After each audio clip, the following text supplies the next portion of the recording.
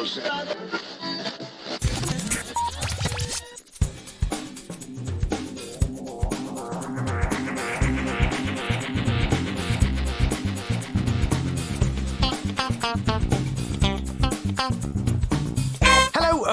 to episode 419 of Geektown Radio. I'm your host Dave, and with me this week is... To infinity and beyond!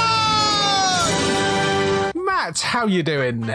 I'm good, David. How are you? I'm doing well, thank you very much. What have you been up to? Well, seeing as my intro is for the two of those guys, I'll start with the fun part. I got a new tattoo. I saw recently. That, yes. Yes. Awesome. Yeah, it is I'd say the typical Buzz and Woody pose. I don't really know what you'd consider that to be. It's the one of them standing sort of shoulder to shoulder. Yeah. Me, my mum, and a friend of ours, we started talking about this last year. It got to about June last year, and they started saying, hey, you know, your birthday's not here yet, but it's creeping up sort of thing, because sometimes we sort of, that thing's months away or ages away, I'll deal with it later. And then they said, what do you want to do? And the idea was eventually brought up of, because I already have one tattoo, said, do you want to get another tattoo? And then we went through, okay, what do you really love? And of course Toy Story came into the conversation very quickly in that situation, and immediately thought of where I wanted it, which was on my arm. The idea came together very quickly. It was just like, what pose do I want them in? And I didn't want anything too sort of big or expansive or anything. It has to fit in a certain way so that I can see it well, other people can see it well, other sorts of things. Yeah. As things went further and further, and as I eventually spoke to my same tattoo artist from before, things got a lot more complicated than what I expected. There was a certain way in my mind wanted this to be done, which was not the same way that you've seen it now. And it was funny because I went there and I thought, okay, I'm going to have to listen to, I'll put across my own idea of what I want, but I'll have to listen to him because he's been a tattoo artist for about 15 years and he knows what he's talking about, and I don't. Right. And I went there and said, like, hey, can I have this? He's like, yeah, where do you want it? I was like, this way. And he immediately went, no, you can't do that way. The ink won't work. It'll be too small. It'll be too sort of blotchy and it won't sit well. And I was like, oh. Right. And then he said, you can still have it on your arm, but you have to have it this way. And then you have to listen to what this guy is saying because he knows what he's talking about and you don't. Yeah. Eventually settled on that. I love it now. It was just a case of I wasn't sure what it would look like at the time and stuff. What do you think of it? It's so sweet that you've got that done, because I know how much of a massive fan you've been for your entire life, basically. I mean, you've grown up with these characters.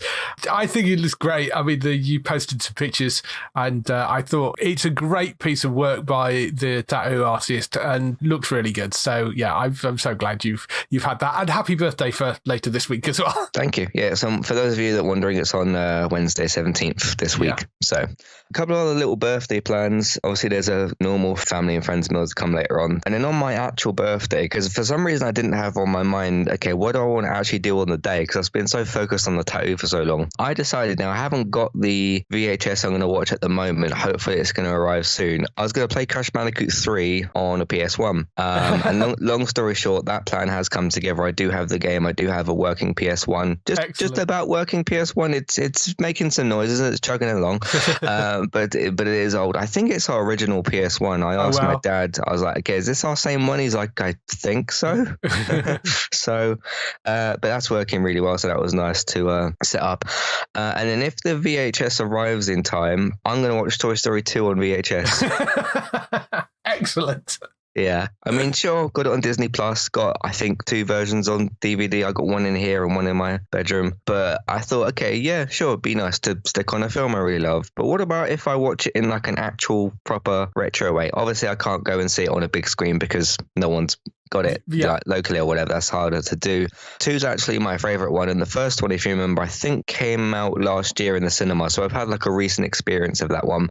But I thought watch the second one on VHS. Again, that is dependent on if it arrives in time or not. Hopefully it will, because Crash and Toy Story is kind of like my retro memory, so I thought I'd kind of 30 years later kind of revisit some of that stuff. So awesome. That's hopefully going to be very fun.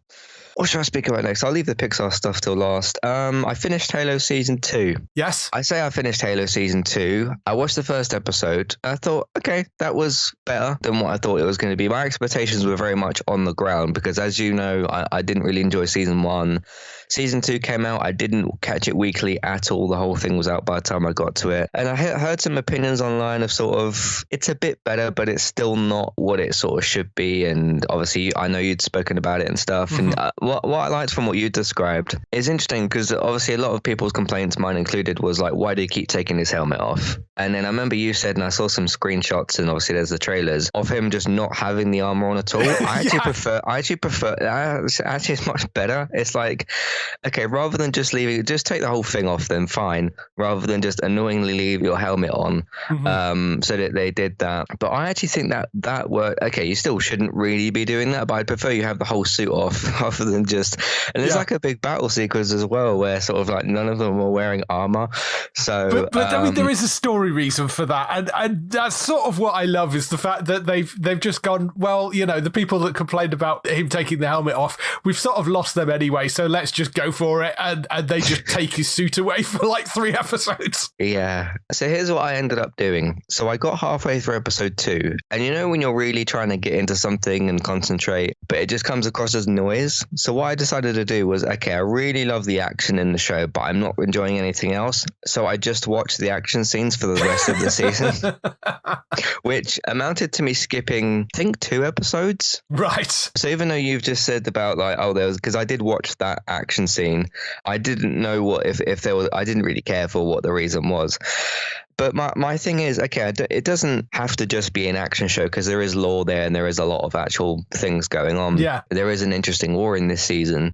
If you just take a look, if you go to season 2, episode 1 and watch specifically the first 15 minutes, that is a perfect representation of what this show should be more of. Mm-hmm. Not only is the action, because I think the action really is absolutely phenomenal. And obviously I prefer the way they do it. I'm glad they didn't do it like actually in first person. Yeah. Because you can just see more movement. You can just see it just looks more cool, I think, when you do it not in first person. And like you've got all the swords, you've got the is it the Coalition? I can't remember the name of the enemies right now. The Covenant, rather. Yeah, they're really cool. Their design, like the design and the costume design and the weapons and everything is really, really cool. And like Master Chief is actually the super soldier. He's really good at fighting. There's some bits where he's running around and stuff. There's a bit where he uses like a grapple. He slings up to this hill. I'm like, all right, this is much better. And then everyone started talking. And so, yeah. The specific scene I got up to, there was, I can't remember her name, but the woman who looked after him when she was a child, the blonde woman, she's talking to this she's talking to this young child who keeps dying for some reason over and over again, and I was like, okay, I'm not really taking in anything and I'm just going to watch the action scenes. And I really did enjoy the action scenes, but it meant that I could finish it about a day or so later, so that was pretty much that. But even if you look at those first 15 minutes, just to go back to that, there's so many great little shots, and there's glares off where he's looking through his helmet and stuff. And like there's different like blood shots and stuff like that, like different camera angles and things. And there's like this fight that's in this like darkened area. It's really, I was like, wow, this is really quite incredible. And even though I really enjoyed the action before, that was like probably some of the best bits they've ever done. So yeah, it's not often I've really done that with a show, which is like, hey, I'm just going to actually skip this bit, because I could almost look at them as two different entities, the actual dialogue and story and character development in the show and the actual action. They're almost like on polar opposite bits of quality. I don't know. So what did you think of the second season? See, I really enjoyed the second season. As I said before, I'm not massively into Halo. I've played some of them. I don't follow the lore all that much. So the messing about with the lore and that sort of stuff for the TV show doesn't bother me because I don't know enough about the game lore for it to bother me. But I really like the storyline. I mean, the action sequences are great, but I do think the storyline's quite good as well. I really like it as a sci-fi show on its own, which happens to be based on a game property. If you know nothing about the Halo universe, I think they've crafted a really nice, interesting universe for it. And it works for me. You know, I'm enjoying it. I think the storyline's interesting and different, and I'm having a lot of fun with that show. I would say it's worth watching. I'm not just the action sequences, which are great. But yeah, I mean, I would watch the story as well. Second season introduces the flood as well, which is cool. To me, that's how you do the action in that show. That's like perfectly done. Yeah. So really enjoyed that. And then one last thing I want to mention is going back to Pixar. They re-released 3 films that silly old Bob Chapek, when he took over, made a few, well, not just a few, a lot of changes that really didn't work for Disney's favor. Yes. A lot of different changes. One of those that he stupidly decided to do was, hey, we're kind of in a pandemic, which, okay, understandable, you put certain films on streaming. You do not do Pixar films only on streaming. That is a very, very stupid thing to do. And the 3 of them that suffered from that were Turning Red, Soul, and Luca. They returned to the big screen when Lightyear came out. That was 2022, I want to say. Right, yeah. I think so. So Pixar's back on the big screen, all good. So they decided to re-release the 3 films, and I thought, right, I've got to catch these. Even though I've seen them before, I want to support Pixar on the big screen because I really love Pixar. So yeah, they've all now come and gone within a couple of months of each other. They did, I think it was Turning Red first. Yeah, in the order I've written them here: Turning Red, Soul, and Luca. I think Soul's maybe the weakest of the 3, even though I do really like it. It's very different to Turning Red and Luca. And surprisingly, I think Luca and Turning Red do have certain theme similarities as well. There's definitely elements in both of them of sort of, there's a true version of me, I can't reveal that to the world because it will get me in trouble. There's a lot of that going on in both those films. You've got obviously the young girl in Turning Red who turns into a panda when she shows, I think it's like just strong emotions in one way or another. And then Luca, of course, is a fish, and then he can come to the surface and turn into a human boy, but whenever he gets wet, it doesn't have to be swimming in the water, it's just whenever water hits him or whatever, those wet parts of his body turn into a fish. And the specific land where he actually lives nearest to, or where he ends up, is where they kill sea monsters. So of course, not the most ideal, not the most ideal place. It's like a whole fish market and everything.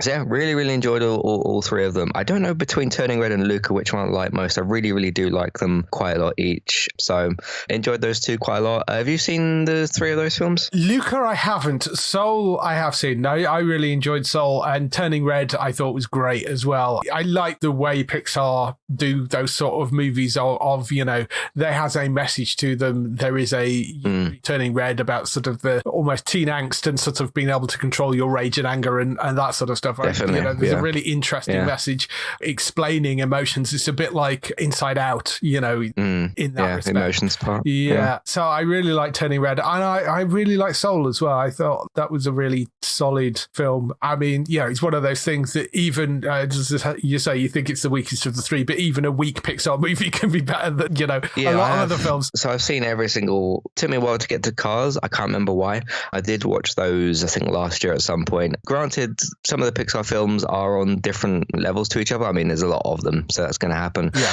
I don't think they have a single bad film. They have films that are sort of, okay, this is, you know, good and that sort of stuff. Cars 2 is one that gets pointed out for that. That's sort of, okay, there's some wonky but funny sort of quirky ideas here, but it's not a bad film. Not things like Good Dinosaur and Brave. Those are sort of on a bit of a lower scale, but those are still good. But it's just, it's very interesting to see the reception of Pixar, particularly in the last couple of years. And of course, there's another film to come out this year from Pixar, which is Inside Out 2. That's obviously a new release. Yes. That looks really good, really exciting. Hopefully gets people's enthusiasm, hope, interest, I don't know which word to use, back into Pixar, because they're doing some great stuff other than Disney, who just keeps making live action remakes. So, yes, that is true. Yes. On the Disney Pixar front, Pixar have really been holding down the sort of originals for like years. So anyway, but what have you been up to, David? Well, I mean, the big thing this week for me has been Fallout, which has landed on Prime Video. They dropped all 8 episodes at once, which is quite surprising for Prime, because a big show like that, you'd expect them to drop it out weekly. I mean, not that there's an issue with them dropping it out all at once, but that's what they did. So all 8 episodes are now up on Prime Video, obviously based on the video game. It's brilliant. Really solid from start to finish. Very much has the spirit of the game, but expands the world and has a new story. It's in an area that we've not really visited very much. It's set around LA. The setup for it is obviously you're following a vault dweller. It's been 200 years since the apocalypse. You're following Lucy, played by Ella Pennell, and she has to leave the vault for reasons. Obviously, something goes wrong in the vault. I mean, that's always the setup for the start of a video game. She heads out into the wasteland and is shocked to discover that, you know, there are people up there and it's forms of societies and that sort of things up there. While she's up there, she bumps into Aaron Motten, who plays Maximus, who is a member of the Brotherhood of Steel. And then you've got Walton Goggins, who plays the Ghoul in this, who is a sort of very morally ambiguous bounty hunter and obviously a ghoul character. It's brilliantly acted. It's really well put together. There's a lot of flashback stuff in there. So you see Walton Goggins' life prior to the bombs dropping. And that sort of adds an interesting texture to the sort of world. I think it's probably still fairly accessible to people that don't know the video games particularly well. Have you ever played any of the Fallout games? I played 4 and that was it. Right, okay.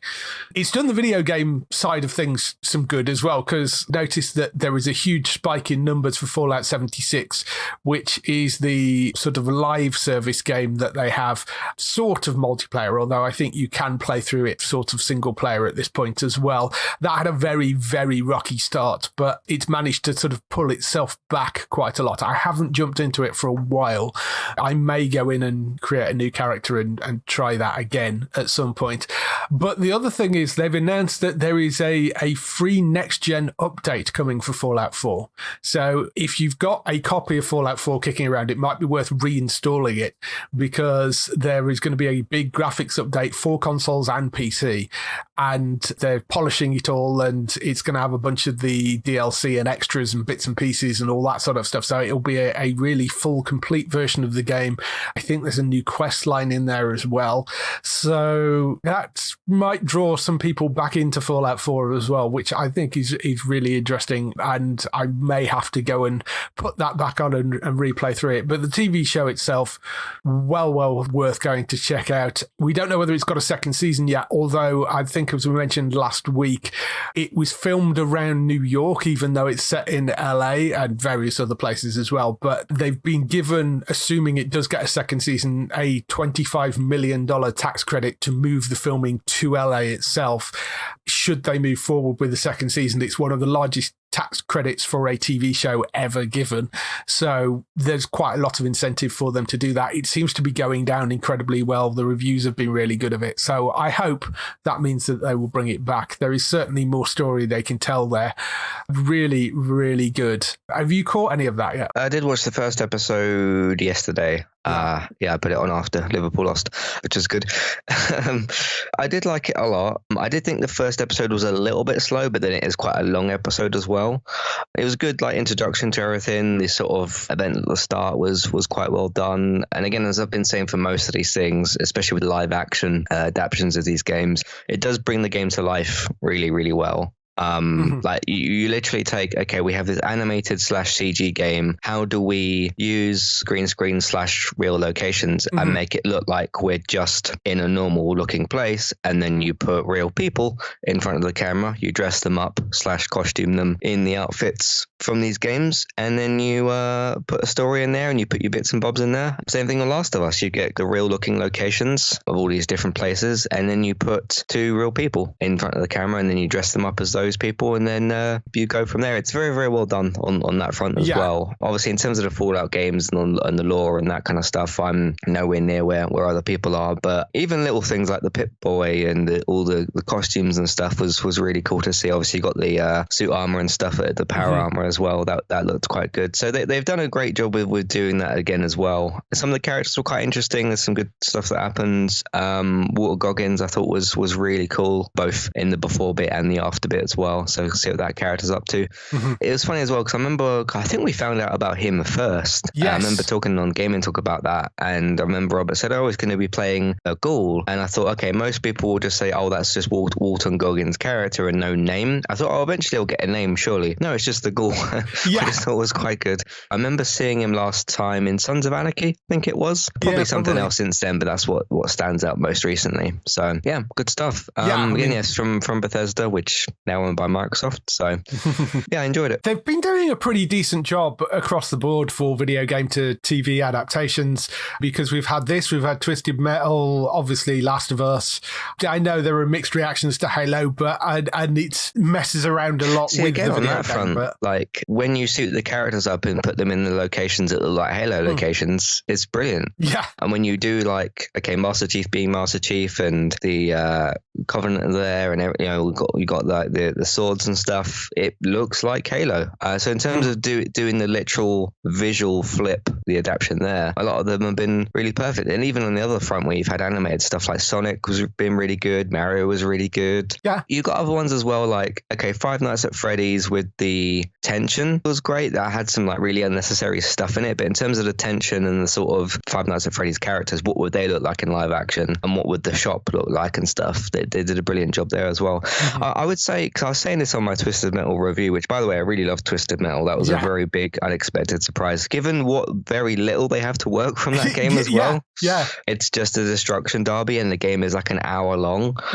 So it's incredible what they come up with there. We're in probably, I don't know if we have had before a golden adaptation video game era, or maybe this might be the only time that's been like a golden era, but we're certainly in that now. There's still some stuff that misses. You've got like Uncharted, which was terrible. Okay, but boring weirdly, even though what it's supposed to be. So there's been a couple of misses, but we really are in a golden era of that. So I feel like it's sort of The Last of Us. Obviously Sonic came out before that. Sonic was like, oh, you can do these well, but that's the fun family friendly side of stuff. And then Last of Us come out, and then it was like everybody woke up and was like, oh, you can do the serious versions. You can actually do that. Yeah, and I think they're learning not to take something which is a large story-driven, expansive game and try and stuff it into a movie as well. I think Last of Us sort of showed that this is the format you need to do it in. You need to do it with those big story-driven games. You need to put them into TV shows, not movies. So yeah, great job with Fallout. And that's all on Prime Video if you want to go and check that one out. Just a little update on Late Night Lycett, which we talked about last week. He did reveal what fake news stories he'd been shoving out into the media. The only one which, I mean, there was a couple of smaller ones. The one which caught a lot of headlines was the statue from H from Steps, which was supposedly going up in his hometown. That was Joe, that story. So if you saw that story in the news, it wasn't true. It was a fake news story set up by Joe. Amazingly, things like Alan Titchmarsh's genes getting blurred out by North Korean TV, that wasn't Joe. And neither was the bubble off a cap that somebody thought was a hedgehog story, which was everywhere. That wasn't Joe either, which everybody assumed those were the other two, but apparently not. They weren't him. The only one was the H from Steps statue, which was one that he'd seeded. That was kind of interesting. The show itself, I mean, fun, silly, anarchy. He had Danny Dyer on this week, which was always quite funny. That was kind of great fun. In terms of films, I finally got around to watching Oppenheimer because it is now out on Sky Cinema. Given the movie is over 3 hours long, this might seem like a strange comment, but it's too short.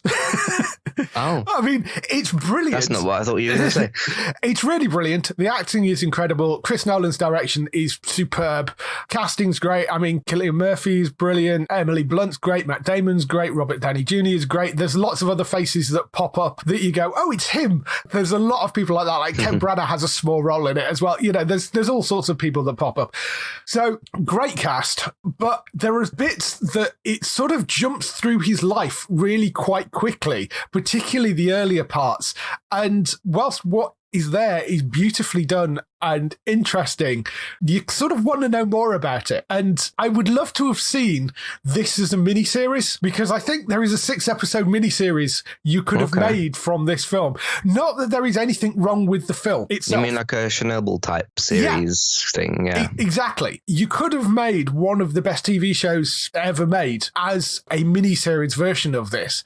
There isn't anything wrong with the film, and it deserves all the awards that it gets. The direction is phenomenal, and there are some really interesting choices he makes in how he ties things together. It's beautifully, beautifully shot, and the storyline is great, obviously, following the life of Oppenheimer, the man that created the atomic bomb, but it skips through quite a lot of that sort of early build up to that to get to the sort of building of the bomb part and what happens after that and what happens to Oppenheimer after he's built the bomb. But I do think that there is a miniseries in there that would have been even better, and I mean, I know Chris Nolan doesn't make miniseries, he makes films, his brother makes TV series because he did Fallout, but yeah, it is a great film and deserves every award it gets, but I kind of would have liked to have seen a miniseries of it with exactly the same cast and same director and everything, just more, Interesting. Maybe someone like, if you do get like a Craig Mazin on board once he's got Last of Us season 2 out or something, I guess you could still do that at some point, I suppose. If Christopher Nolan wouldn't do a TV adaptation, you can always get someone similar, which would be Craig Mazin in this area, I suppose.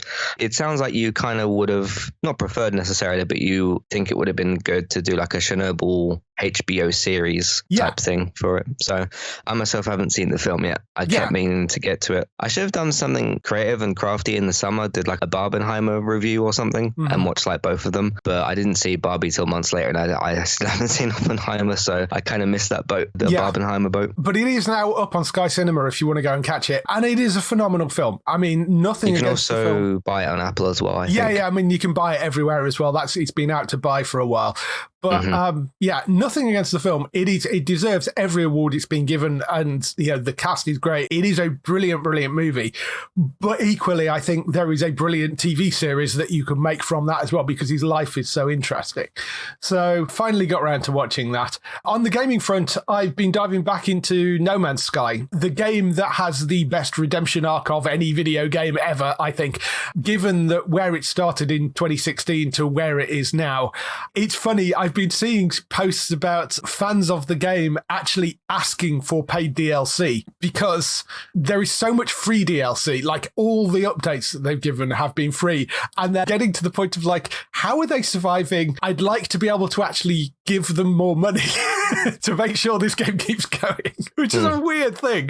But Hello Games have done such a phenomenal job with that. It's been a couple of years since I jumped into No Man's Sky, so I thought, well, I'll go back and have a look. And they've added so much. I mean, you can now have there's an exosuit thing that you can now get, which actually you can put an AI into. So you basically have a robot companion that follows you around, which is really quite cool. They've expanded a lot more stuff to do with the aliens. They did the latest update has changed the space stations quite a lot. You can now break down ships and build ships yourself, which you couldn't do before. They've expanded the base building a lot. I mean, there's so much stuff in that game. It is really quite phenomenal. And the base game is fairly cheap. Well, I say base game, I mean the game is fairly cheap because there isn't any DLC. It's just all free updates. There is no DLC to buy. It's a phenomenal space adventure game. If you like base building, if you like exploring new planets, you can kind of go and find planets and things and place your name on them and that sort of stuff. It's just wonderful fun. So I've been playing around with that. Have you ever had a go at that? No, I've not delved into it before. I've heard loads of good updates, so I think I can't remember if this is true. I think there's maybe a VR portion for PlayStation. Yeah, if you can actually play it on PlayStation VR as well. I mean, you can play it on VR on PC as well, but there is PlayStation VR version as well. So it is brilliant and well worth getting if you've not got it already. Oh, it is actually up to, blimey, it is $49.99 on PC at the moment. I thought it was less than that, but you can get deals on it if you look around. Yeah. So yeah, it's well worth the money. You will spend hours and hours playing around in that game. And there's multiplayer as well. So if you want to play with friends, you can do that. It's really, really good fun. That's the stuff we've been doing this week. Let's move on to some TV and film news.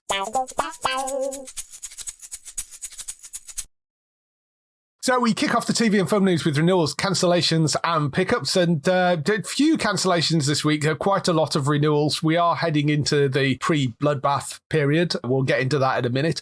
One of the cancellations is Meet the Richardsons, which is the series on Dave. It's going to be ending with the current 5th series. Really quite tragic reason for that ending. It's because John Richardson and Lucy Beaumont, who are the couple that the show follows are separating. So obviously there's no more TV show after that. They basically a thing up, and my heart goes out to the pair of them. I think they've got kids as well, and I mean that's difficult at any time. But you've had your entire life under a microscope on that show, and then you're separating, and I think it was sort of heightened versions of them. But that's a real shame, but entirely understandable why that's coming to an end. The other announcement was from Paramount Plus, and it's an odd one. Star Trek Lower Decks, which has got a 5th season coming up, will be its last. And out of all the Star Trek shows to cancel, you would have thought the animated ones would be the ones that you keep around because they're cheaper to make, you would think.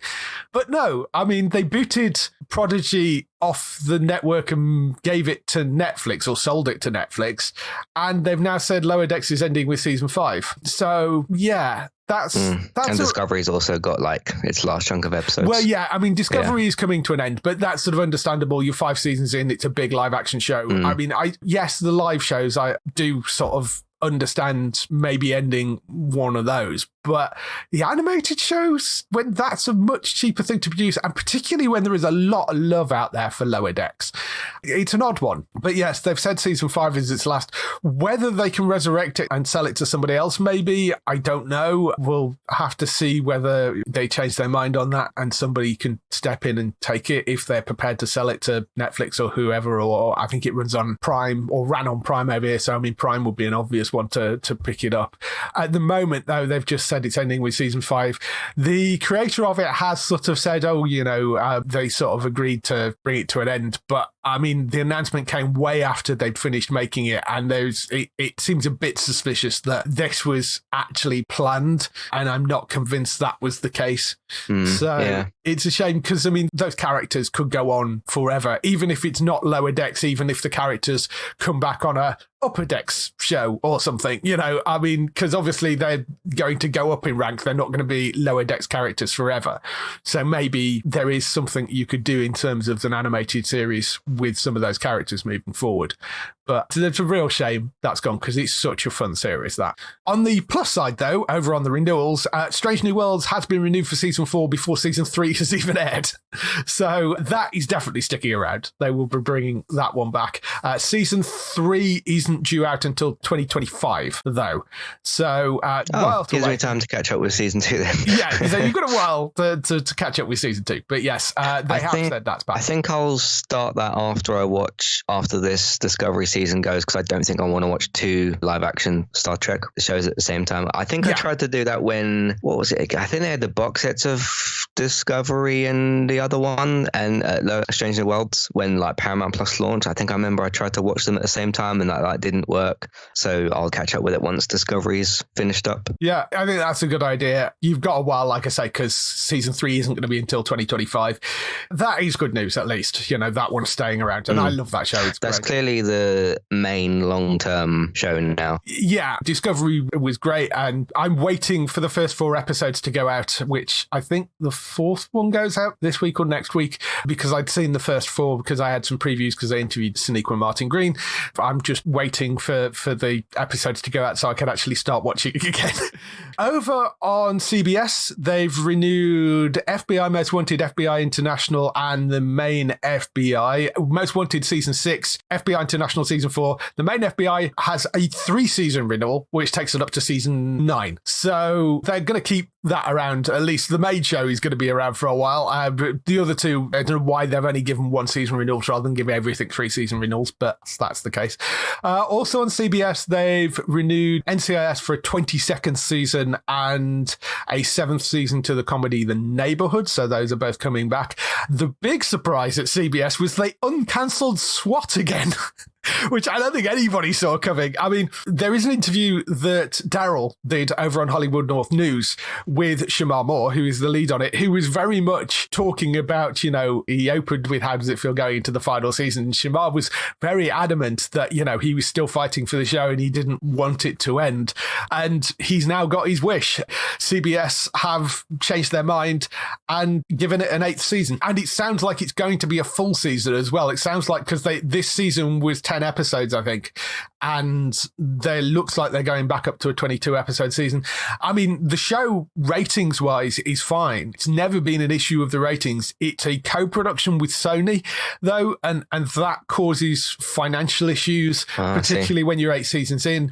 And also the wage bill is quite high because of the fact that there is an ensemble cast for that. What they did for season 7 was they reduced a couple of the cast members down to recurring roles.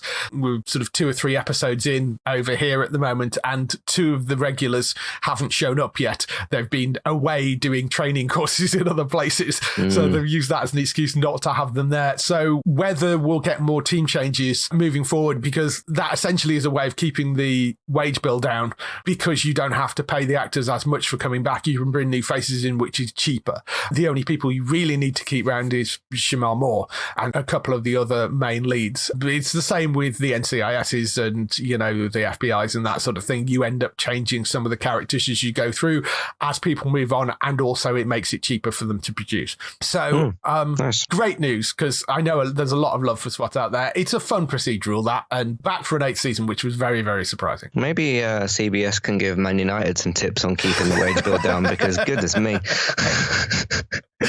Yes, you get someone to extend their contract for 2 years. They're on 350 grand, and then they're injured for about a year. Oh, great, lovely.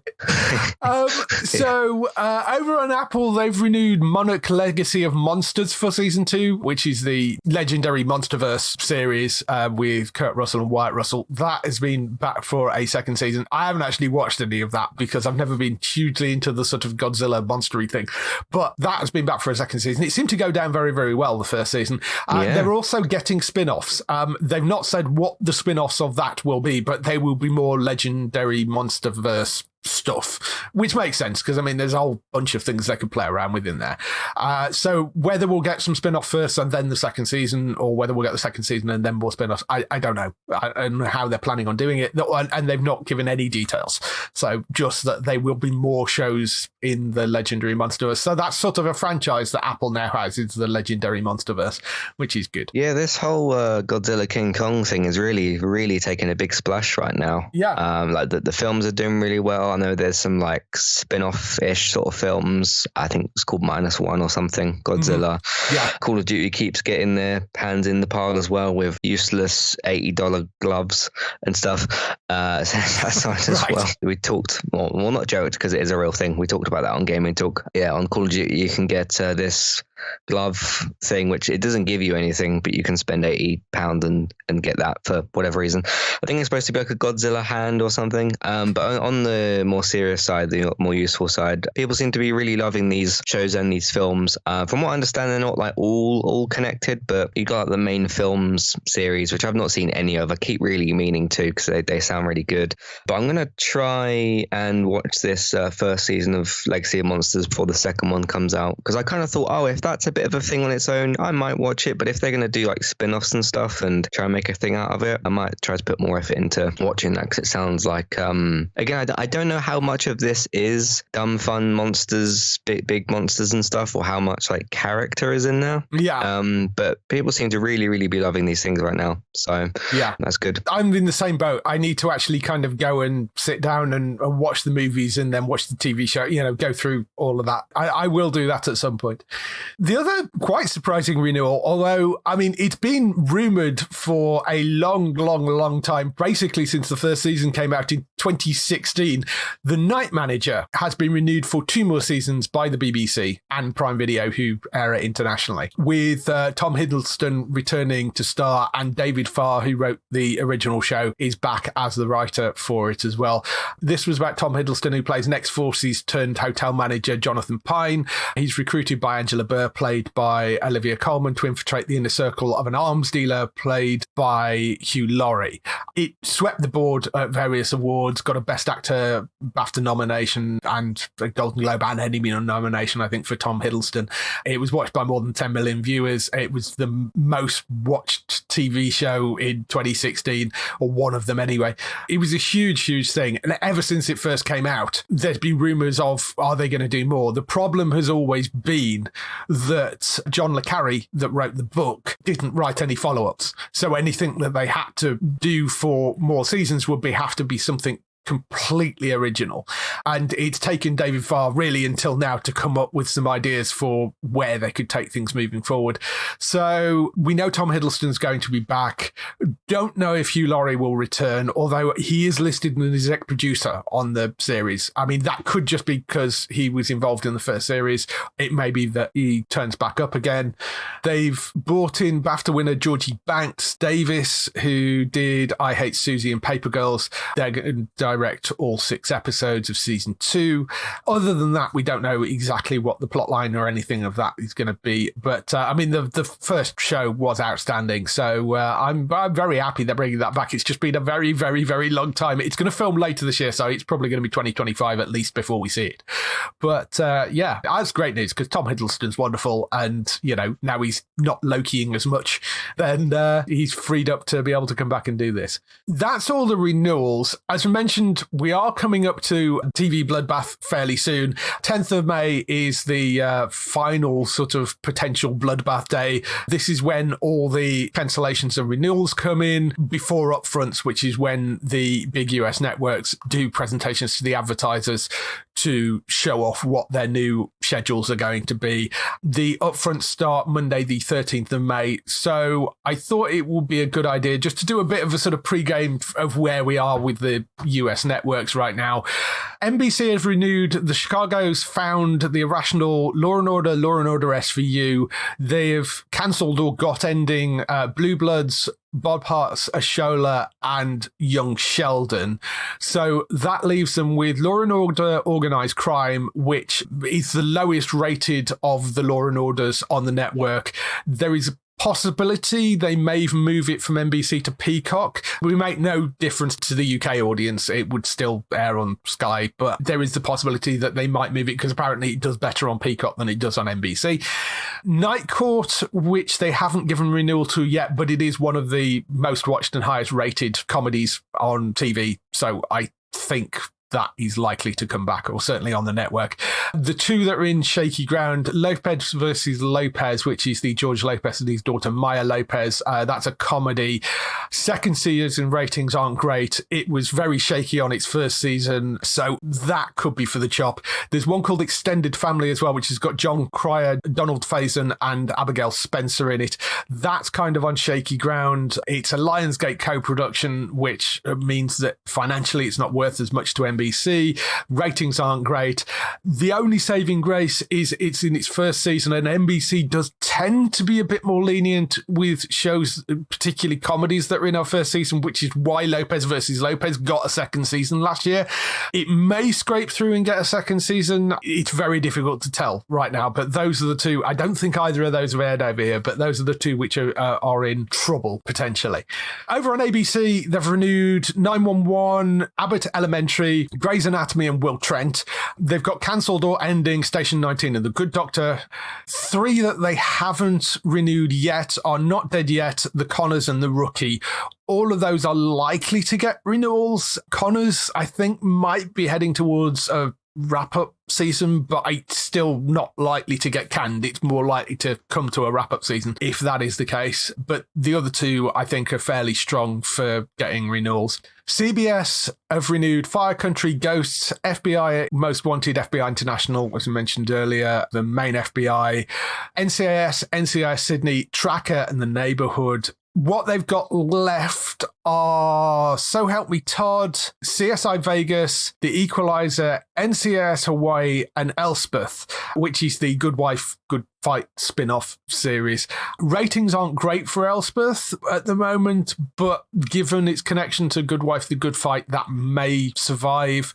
NCIS Hawaii, kind of 50-50 because they renewed the other NCISs and not that one, so it's hard to say which way that's going to go. So Help Me Todd, CSI Vegas, and The Equalizer, I think, are probably likely to get renewed. They just haven't had renewals yet. Over on Fox, they've renewed most of their animated slate. So Animal Control, Bob's Burgers, Family Guy, Grimsburg, Crapopolis, and of course The Simpsons. They're all back. They've got no cancellations so far this year, but left they've got Alert Missing Persons Unit, which is likely to get a renewal. Cleaning Lady, likely to get a renewal.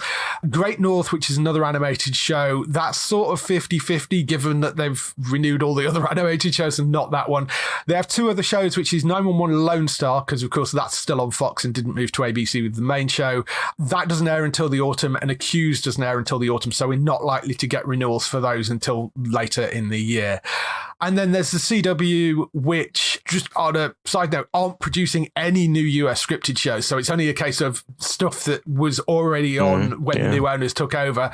So they haven't renewed anything yet. They've got Superman and Lois coming to an end with season 4. We've got season 3 finally coming to the BBC fairly soon. But season 4 is going to be the last season. So we have got one more season after the one that's going out this year on the BBC. They've got All American Homecoming, and Walker all still left. Don't know which way any of those will go. Chances are Walker will probably get a renewal. I don't know about All American Homecoming. So we'll just have to wait and see with those. It's weird because since the new owners took over the CW, it's very hard to gauge which way they will jump with that. So yeah, because it's a different type of channel now, isn't it? I remember you saying like there's some reality stuff, there's like golf, which a bit different to the Flash, but those days of the old 5 DC shows on in a week, and then Supernatural and The 100, all of that's pretty much finished now, isn't it? So as much as I think people do like Superman and Lois, it kind of makes sense. It kind of makes sense a little bit just to, okay, even though you do have James Gunn's Superman coming up, obviously you can still have 2 of them anyway, but it just feels like, okay, for the CW DC side, just like finish off all of it and just kind of have DC's trying to have a bit of a fresh start, apart from Harley Quinn. Obviously it's a bit of a different thing, so apart from some of the Elseworld stuff, that is the case. So like Batman and Penguin and that. So Joker. I think having a random Superman show sat around on the CW doesn't really make a whole lot of sense. And I mean, it was one of the better ones, but as we've said previously, season 4, season 5 tends to be when those Berlanti shows fall to bits anyway. So it's probably not a bad thing that they're ending at season 4, for the quality of it anyway. But and Tyler's been great as Superman. He's been really, really good. Yeah. So, I mean, nothing against the show. It's been very enjoyable, but I think it's probably the right thing to do. In terms of most of these other ones, a lot of them are procedurals I don't particularly watch, apart from 911 and Lone Star, which I'm looking forward to having come back. If I remember rightly, I think we had like both of them at once, and we were getting like loads of 911 because we had both shows like coming in and out, and then both of those seasons finished, and now we have to wait ages for them to come back. So I guess it's just how they ended up getting scheduled. Obviously, the strike played a part as well and stuff. Yeah, so, I mean, the strikes really affected them more than anything else, which is why Lone Star got booted to autumn season, basically. Did you check out that Cleaning Lady? I remember it came out on Sky, didn't it? It's out on Sky. I'm quite enjoying that. It's quite good. There are, I think, 3 seasons of it so far, so I think that will probably get picked up again. It's fairly solid. They've had to deal with the passing of one of the lead actors in it, unfortunately. He died from cancer. They seem to have handled that and still moving forward. So, it's a solid show, though. Enjoyable, kind of interesting, different idea. So, we're sort of working through season 1 on Sky right now. But there is a lot more of that to come, which I think is one of the reasons they picked it up, to fill some holes in their schedule, because they knew that they had at least 3 seasons that they could run of it. Nice. In terms of pickups and other advanced air dates, getting ready for a new game of How Long Will Sean Bean Survive, as Disney Plus has set a May premiere date for the Tudor murder mystery drama Shard Lake, which is coming the 1st of May on Disney Plus. They're based on a novel series by C.J. Sampson. Arthur Hughes plays the title role of Shard Lake, with Sean Bean playing Thomas Cromwell. This looks like it could be kind of interesting, and the idea of a sort of Tudor murder mystery thing, I think, is quite an intriguing one. It's also got Paul Kaye in it as well, who you'll know from various things. 1st of May, that is going to land on Disney Plus, so that's one to look out for. Clarkson's Farm Season 3 has a premiere date as well, coming Friday the 3rd of May onto Prime Video, which is great news, so that will be back. Is that the last one one, or am I thinking of something else? No, the other show, Grand Tour, has ended. Although, as we mentioned last week, they are working on a new version of that. Whether that comes to fruition or not, we don't know. But that will be without the original guys. Because I remember you and Gray talking about presenters and things like that. So yeah. No, Clarkson's Farm actually has a full season already. So this will be season 3 because it is a year in the life on the farm. If you're not into farming, still, it is well worth watching that show. It is really fun. And I mean, it does depend on whether you can stand Jeremy Clarkson or not. And I entirely understand if you can't. But it is fun, enjoyable. And it is quite interesting in terms of the farming side of things, which is something I never thought I'd be interested in. But he makes it very accessible. The stuff that they have to go through to produce food is just really quite intriguing, as well as all the stupid zaniness that goes on around it. But yeah, season 3 is landing on the 3rd of May, so that will be coming to Prime Video.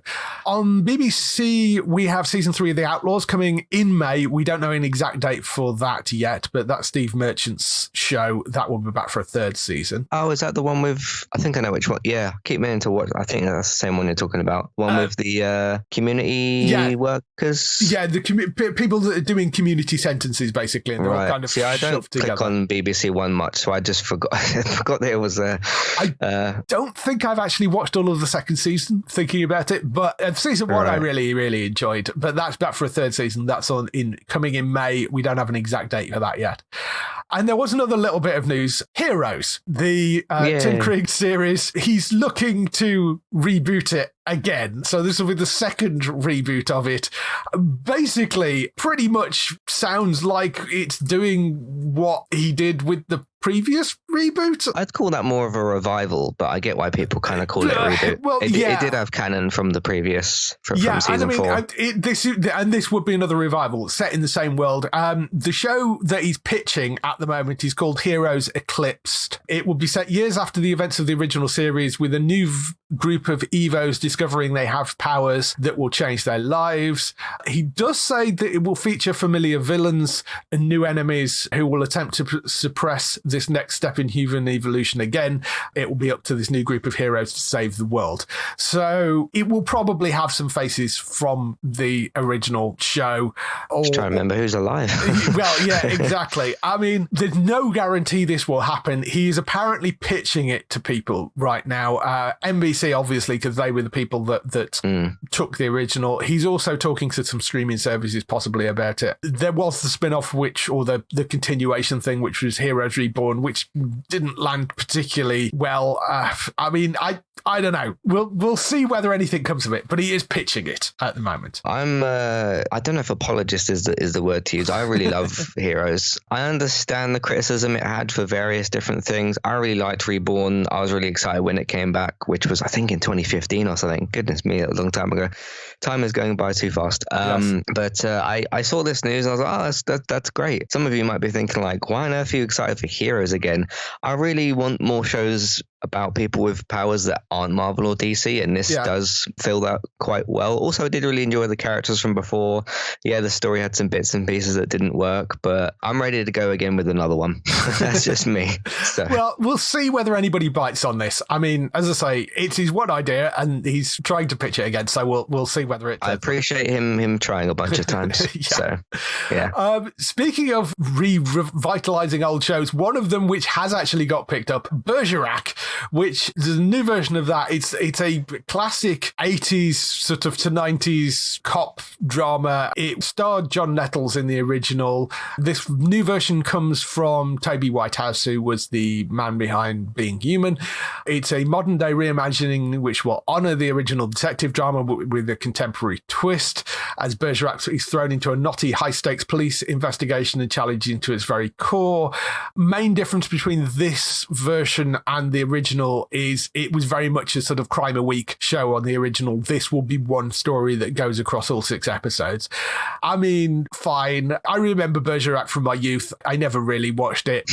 It's a name. There is an argument that it could sort of end up turning into a sort of generic cop drama, but fine. It's been done by UK TV for UK TV Play and Drama. They've had some success with rebooting these sorts of things as well, so we'll see.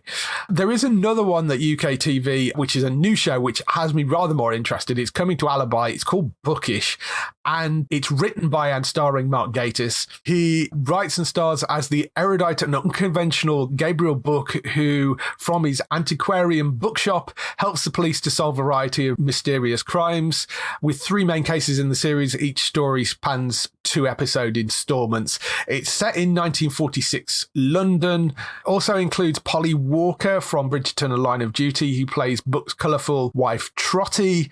There's also a bunch of guest stars, including Jolie Richardson. You've got Daniel Mays in there, Jonas Ney, Connor Finch, Elliot Levy. Decent cast in there. It's Mark Gatiss writing a detective series, and his comment was, to misquote Goodfellas, all my life I've wanted to be a detective. So finally gets his wish. And setting it in the sort of 1946 London seems to be very much his sort of wheelhouse. I think he does those historical things quite well. And, you know, he's got experience of writing detective dramas through Sherlock. So, yeah, sure, why not? But it's called Bookish. It's going to be landing on Alibi at some point. So I think that could be quite a good one. Yeah, we do like the old detective dramas in the UK. If you want those, of course, ITV's more than got you covered. Yeah. I see loads of adverts over there for them. So if this is another one people enjoy, then that's good with that. Yeah. Over on the BBC, they've announced some new casting for Doctor Who. Verada Seuth, I think her name is.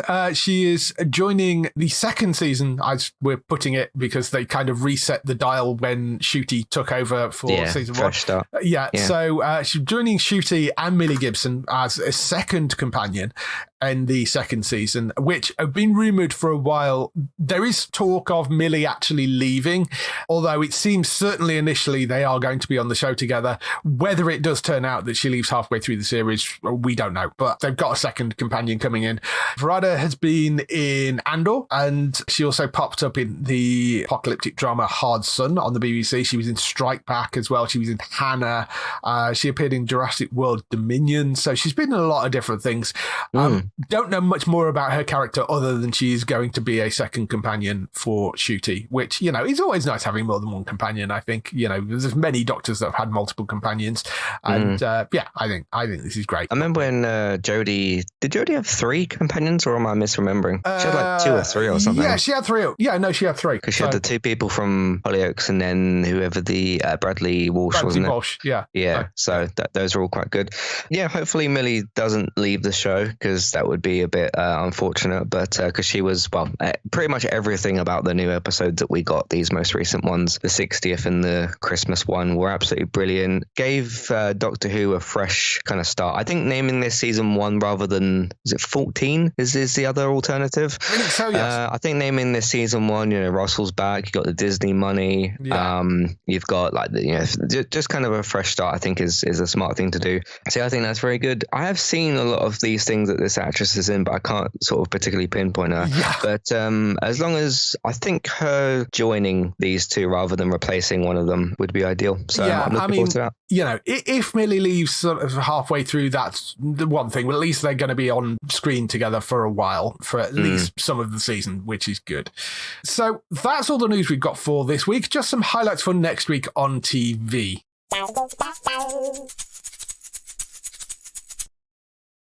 So, highlights for next week. We've got Resident Alien returning for its 3rd season. That's on Sky Max on the 17th of April at 10 p.m. Very much looking forward to Alan Tudyk coming back in that. It's a great, great show. We've got Feud, Capote versus the Swans, technically the 2nd season of that, but that is coming on the 17th of April. That's the Ryan Murphy anthology series. The wonderfully bonkers La Brea returns for its 3rd and final season. That's on the 18th of April. I'm so looking forward to that. Also on Paramount Plus, we have Ark, the animated series. That's the entire thing dropping, which is based on Ark, the video game. That's on the 19th of April.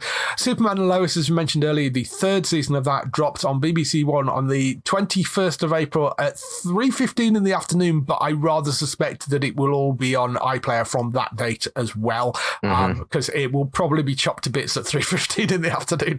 So, I mean, go watch it on iPlayer. And Red Eye, which is coming to ITV TV X on the 21st of April at 9 p.m. This is a new 6-part drama series set on an all-night plane flight between London and Beijing and the corridors of power within Whitehall. Richard Armitage is one of the leads in that, so if you like Richard Armitage, I think that's going to be one worth checking out, definitely. But 21st of April for Red Eye on ITVX. So check that one out. And that is everything for this week. If people want to find more of you, Matt, where can they find you? They can head over to entertainmenttalk.org and your podcast platforms, the same name, TV, games, films, May Night podcasts. We just put in our worst performance of the season, yep, which is a 2-2 draw against Bournemouth. There's lots of words to describe that. Of course, I've already said those words. I want to say congratulations to Bayer Leverkusen. They just won their Bundesliga, which is the German league, unbeaten. So wow, that's brilliant. What else did I do recently? Of course, we've got the Chat podcast, which is out a much lighter episode this month. I sometimes talk about the bad things that are going on in the world, but we had our 8th Entertainment Talk anniversary recently. Of course, my 30th birthday is coming up, and a new tattoo. I talked more specifically about that over there. So April's become a very sort of personal month for me, which is awesome, which is nice. What else did I do recently? Twisted Metal.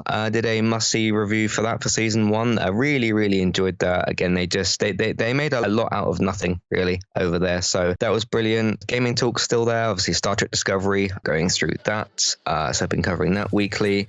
What was the other thing I did? Yeah, lots of other stuff. TV, games, films, May Night podcast. So have a look out for that. I'll have a special podcast on my birthday. It's already ready to go. So look out for that on Wednesday. Won't say what it's about. It'll be a nice surprise. So that's coming out as well. I've been streaming a little bit more recently. So if you want to follow me on Twitch, eTalk UK. As for the Lies of P streams, I know I've mentioned that game here a few times. Still slowly going through that game. I'm on chapter 7 out of 11, I think. So I'm getting there. So you can follow me over on Twitch over there. If you missed those streams, they're archived on YouTube, which is also where the PS5 streams happen. And that's YouTube Entertainment Talk plays if you want to catch that stuff over there. And that's me at the moment. Excellent. So go and check Matt out over at entertainmenttalk.org. Beck's still away on hiatus, so you can't find her right now. And Daryl, you can find at hollywoodnorthnews.net for all those TV series you love which are shot in Canada. For us, you can visit the website at geektown.co.uk throughout the week and see all the latest air date information. If you want to get in touch with your questions or comments, email us on podcast@geektown.co.uk. Leave a message on the website post. Find us at Geektown on Twitter, on Facebook at facebook.com/Geektown, on YouTube at youtube.com/Geektown, on Blue Sky at Geektown, on Instagram at Geektown UK, TikTok at Geektown UK, and Threads at Geektown UK. That is everything. We shall see you next week. Bye-bye. Bye.